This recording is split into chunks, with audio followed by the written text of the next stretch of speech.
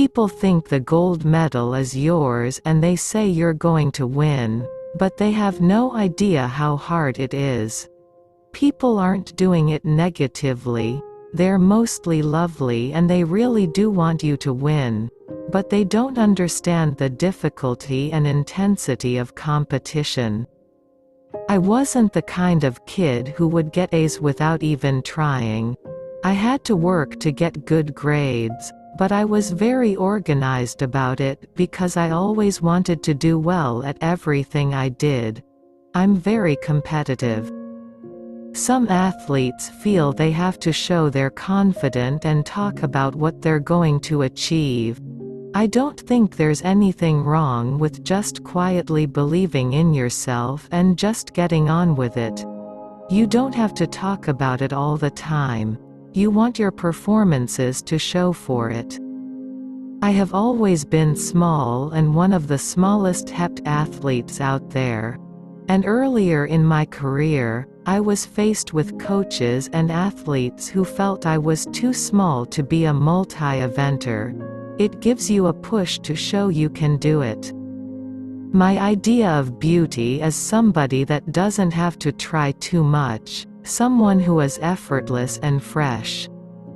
I'm proud of the way I've dealt with setbacks. It's hard when you feel down and you think, why is the world doing this to me? But you have to pick yourself up again. That's what makes you a better athlete.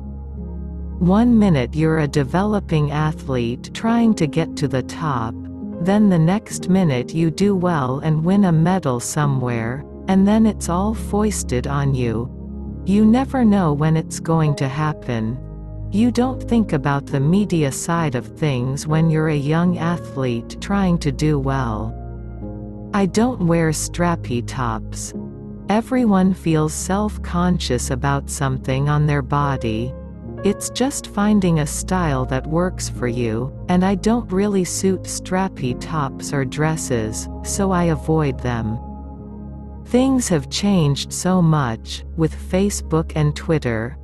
Everyone is so much more accessible these days.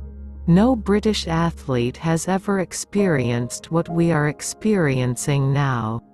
It's such a unique situation with the Home Olympics.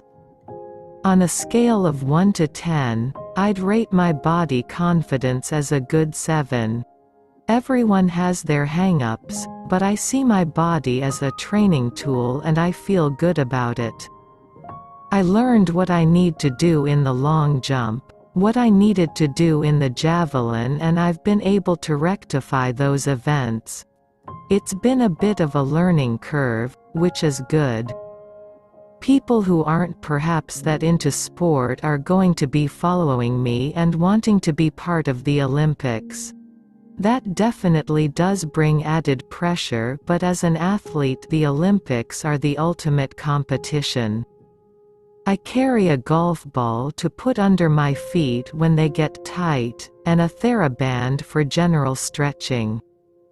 I don't look at Twitter between events because it's a distraction, but I will ring my fiancé and parents to let them know how it's going. We always spend more time on the throwing events and a little bit more on the long jump. They're my weaker events, they don't come as naturally to me as running and jumping. I like the hurdles and the high jump. I'm a springy, speedy athlete, so those suit me.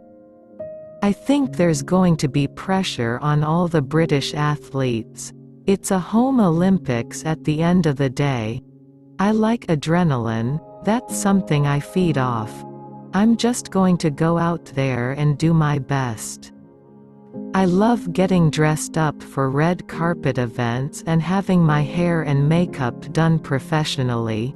That definitely helps with nerves of going down the red carpet. To unwind after training, I love to have a long hot soak in the bath, then veg out on the sofa with a box set. I'm a box set junkie. I absolutely love Grey's Anatomy. I love championships. That's when I want to be at my best. I love those environments. It brings the best out of me. As soon as I had a child, he became the priority. Now, I fit my training around him. I've changed as an athlete. I dislike conflict, so I do try and steer clear of arguments. Apart from with my coach, who I literally have an argument with every day. With athletics, you put all that training in for only 2 major championships a year and the Olympics every 4 years. So when you get on top of the podium, it is relief and excitement and, oh, it has all been worthwhile. The hard work, the sacrifices. Being a mother changes perspective. Things that were once really important, the sole focus of your life, aren't the same. There is a need to be the best you can be. You can't panic. You concentrate. When I run up to the hurdles, I'm very nervous, but I'll tend to think about technical things to keep my mind focused.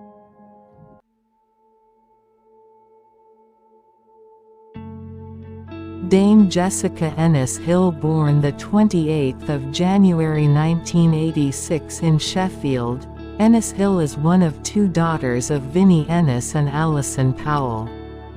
She has a younger sister, Carmel. Her father is a Jamaican self-employed painter and decorator, while her English mother is a social worker from Derbyshire.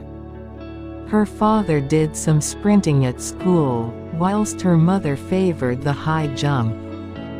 They introduced her to athletics by taking her to a start track event at the Don Valley Stadium during the 1996 school summer holidays.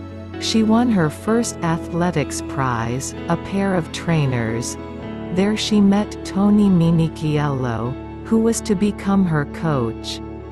Ennis-Hill is a retired British track and field athlete from England, specialising in the heptathlon and 100 meters hurdles. As a competitor in heptathlon, she is the 2012 Olympic champion, a 3-time world champion, 2009, 2011, 2015, and the 2010 European champion. She is also the 2010 World Indoor Pentathlon champion. A member of the City of Sheffield and Dearne Athletic Club, she is a former British national record holder for the heptathlon. She is also a former British record holder in the 100 meters hurdles, the high jump and the indoor pentathlon. Ennis-Hill took to the sport immediately and joined the City of Sheffield and Dearne Athletic Club the following year, at the age of 11. In November 2000, at the age of 14, she won the Sheffield Federation for School Sports Witham Award for the best performance by a Sheffield athlete at the National Schools Championships, where she won the high jump competition. Growing up in the Highfield area of Sheffield, Ennis attended Sharrow Primary School and King Egbert School in Dore, where she took her GCSEs and moved on to the 6th form, where she studied 3 A-levels, before going on to study psychology at the University of Sheffield, graduating in 2007 with a 2:2. Ennis's full-time coach throughout her career was UK Athletics national coach for combined events Tony Minichiello, who coached her since she was 11 years old. She also received specialist javelin coaching from World Championships bronze medalist and European Championships silver medalist Mick Hill. Ennis-Hill occasionally commentates for the BBC and runs Genis, a fitness app specialising in women's health. Her latest product launch is Cycle Mapping 8, which helps women map their training to their menstrual cycles.